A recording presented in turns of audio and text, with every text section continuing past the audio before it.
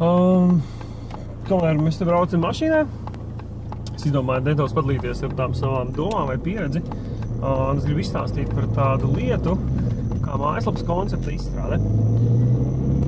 Tas, ko reizēm, liekas, viens no cēloņiem, kādēļ mājaslapu projekti neizdodas vai viņus grūti, norealizēt, ir tas, ka projekta izstrādes sākumā netiek nodefinēts līdz galam, kas tad būs tas vēlamais rezultāts.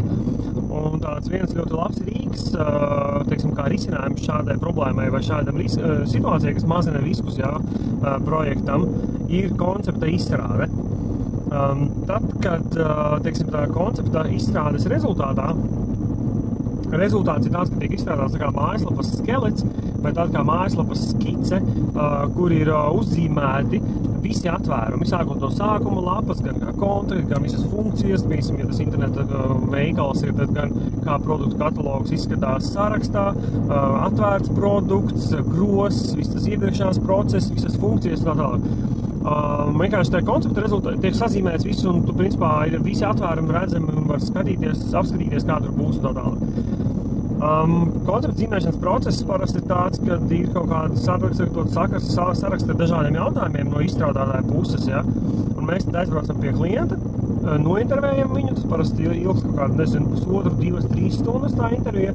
Intervijas laikā tiek apkopotas visas klienta vēlmes, domas, idejas un tā tālāk, tiek izprašņās par viņa biznesu, kā viņš grib to mājaslapu redzēt un pat daudz dažādas tādu tipu jautājumus.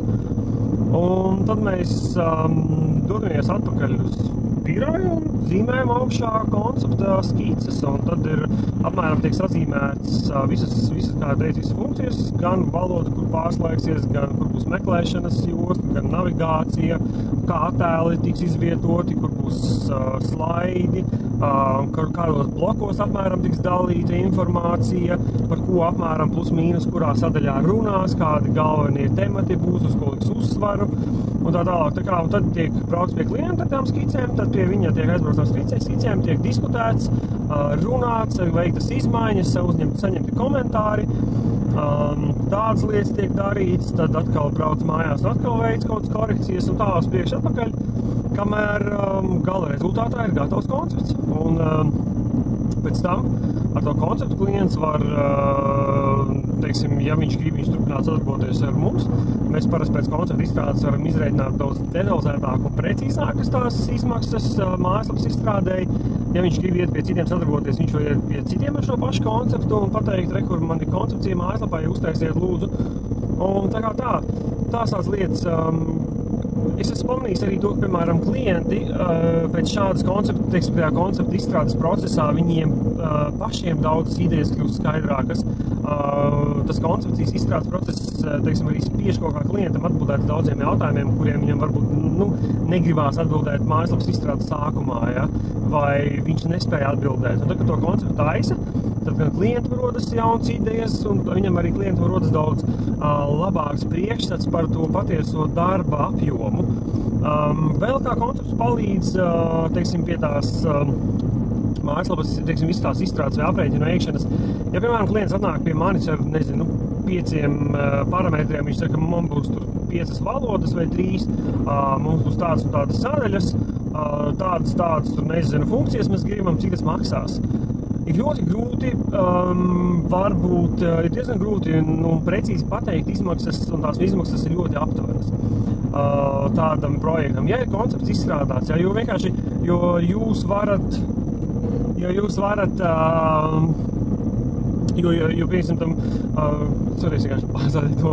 kā es jau ceļu, jo jūs varat ar tādu, konceptu, kurš nav precīzi nodefinēts, ja precīzi nav zināms darba uzdevums, tad vienkārši tas izstrādātājs, viņš var, apmēram pieņemt to tādu kā, aptuvenās izmaksas, viņš tur var uzlikt dažus, kaut ko uz dullo, viņš var pateikt, viņš tagad, tas varētu maksāt tik, vai tas varētu maksāt tik, uz tādiem pieņēmumiem, uz sajūtām, nevis uz reālu darbu uzdevumu.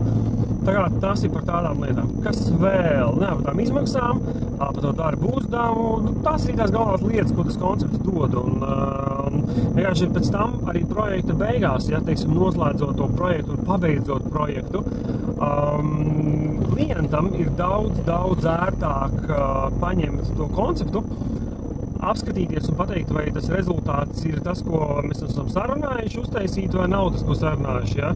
Tad kur konceptā uzzīmētas šādas lietas, mājaslapā ir vai nav tādas lietas. Un arī vieglāk abām pusēm pašās beigās ir arī vienkāršāk vienoties, ja tas darbs ir izdarīts vai nav izdarīts. Un tā kā tāda lieta. Nu, tā apmēram tā galvenā doma ir par to konceptu izveidi un ko viņa dod reāli projektam un ko viņa dod klientam.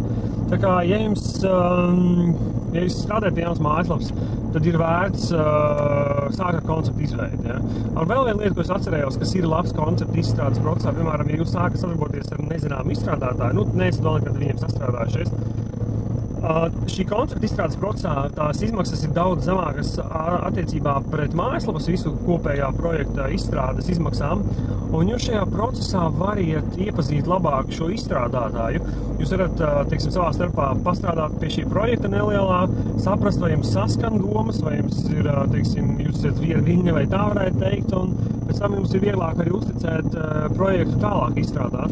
Un nevis, piemēram, tāda situācija, kad veidojās, kad jūs viens otru pirmoreiz satiekat, jūs pasakat, ko jūs gribat, viņš apmēram izrēķina, pasaka summu X, jūs esat abas puses vienojušies, tad jūs sākat taisīt, un izrādās, ka jums grūti sastrādāties. Bet līgums ir noslēgts, kaut kādas pirmās iemaksas ir veiktas, darbi neiet uz priekšu, un tad abas puses ir tādā, kā, nezinu, slazdā vai tādā nepatīkamā situācijā, no kuras grūti kaut kā iziet ārā. Tā kā tāds konceptam ir konceptais spēks, un ir vērts viņu taisīt un veidot.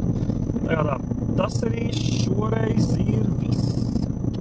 Spiežiet laikus, šērus un dalieties. Un, ja jums kādi jautājumi, rakstiet komentāros apakšā, un es mēģināšu atrast laiku, lai uz viņiem atbildētu.